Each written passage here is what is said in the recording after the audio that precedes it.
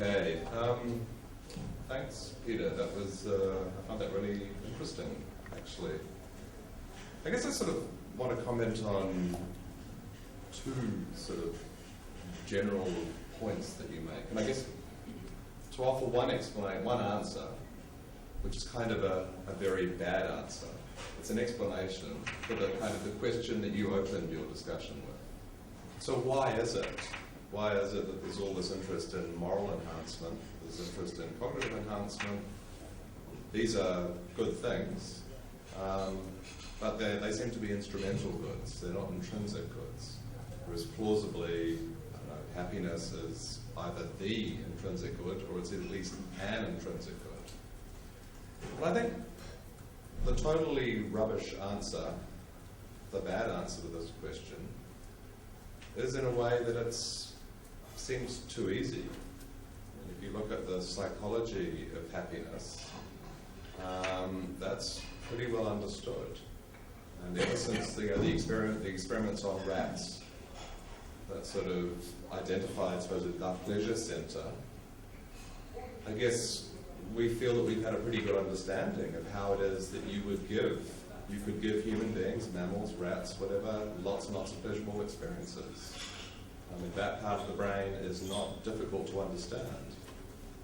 Whereas it's a much more challenging project. I mean, how do you enhance cognition? How do you enhance the capacity to discover or discern true claims from false claims? That's more difficult.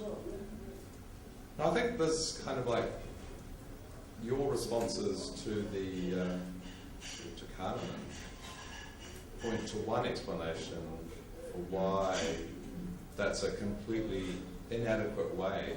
The idea that, well, to make people very, very happy is just to find a way to stimulate their pleasure center. Why that's kind of an inadequate approach to enhancing happiness. And I think this sort of, I guess, leads on to, and the Kahneman distinction that you discussed between the experiencing self and the remembering self, which I found when I read about it, I found it sort of enormously interesting. And I actually like the resolution that you offered, or the explanation that you offered, for sort of how the remembering self fits in. So remember that basically, I guess if you were to ask me, so I've got the Kahneman sort of cell phone, and it's alarm, you would ask me how I'm feeling right now, I could indicate that I feel okay, pretty good. But there would be another question, another sort of, you might ask my remembering self, how my remembering self feels about this event. And I guess the idea, I think I like your suggestion that basically, I mean, there's effectively, I mean, the remembering self contributes happiness in effectively the same kind of way. I mean, as a matter of fact, we enjoy remembering certain things. And I guess it sort of explains, I mean, I guess you ask why it is that people climb Everest. You can see this effect. I mean, that a potential happiness generated by remembering things is enormously important.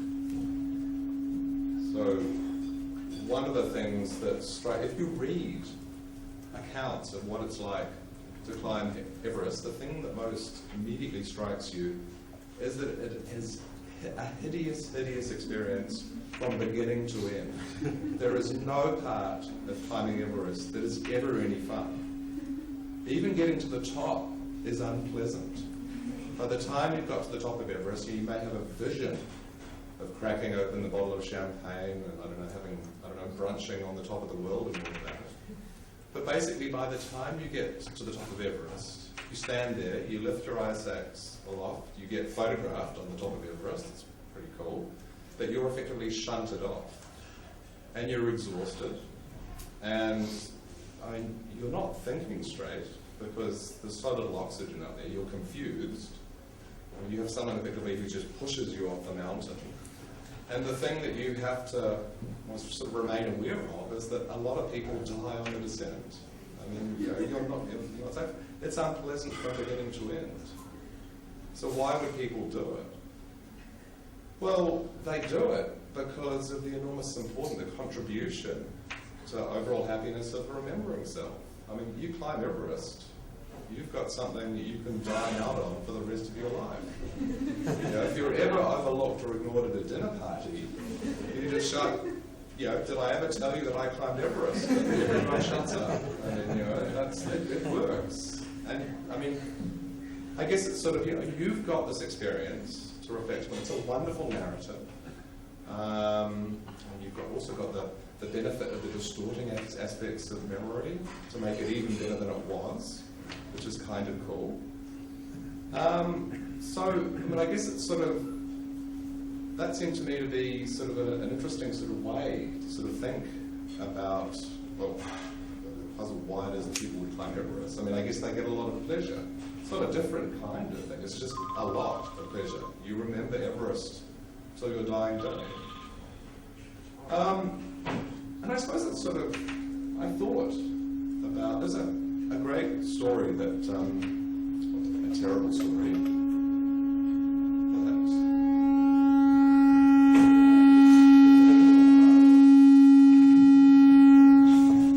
so delete that from your memory. It's not really for your memory. So. It's been totally, yeah, indeed. But there's a terrible story about sort of events that happened on Everest in 2006. And they got a lot of coverage in New Zealand because they involved a New Zealander.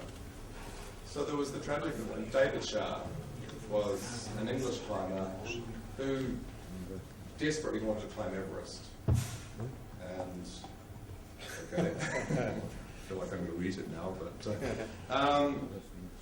and he was famous, I guess, discussed by moral sort of philosophers for one reason. I want to sort of talk about a different aspect of his experience. I mean, he died on Everest. And I think one of the reasons he was interesting and controversial is that a number of people, up to 40 climbers, basically went past him and did not help him. It was apparent that he was still alive. They could have helped him. They could have done something. They basically I think many of them found ways to creatively not see him, or to creatively decide that he was already dead, when it was apparent that he was still speaking, so he was clearly alive. But there was a sort of a desperation to get to the top, and one of these people was this New Zealander who, on his way up, confessed that he was aware that David Sharp was still alive, and effectively said, well, bugger it, I'm getting to the top of Everest, I'm on my way up. So he saw him on the way up, and then he saw him on the way down. He was still alive, but closer to death. And so this became quite controversial because Sir Edmund Hillary came out and roundly condemned them, sort of said this is basically climbing Everest. It's not like it was in my day. You never would have done that. But I guess here's another aspect. I mean, there was a lot of interest. So David Sharp, did he make the top? Did he achieve the summit of Everest? I think sadly it's thought that he didn't. He died on the way up rather than on the way down. And I guess it's sort of an interesting question as to why that would be so important. And I guess I was initially tempted by an account of happiness, account of sort of well-being, that would make it very important. I mean, I was always tempted by the desire theory. So the fact that he actually got to the top of Everest, even if he then died, I mean, if that's his big desire, and he satisfied that desire, then that makes his life a really good one. Whereas to almost get to the top of Everest and then die, he didn't satisfy that desire.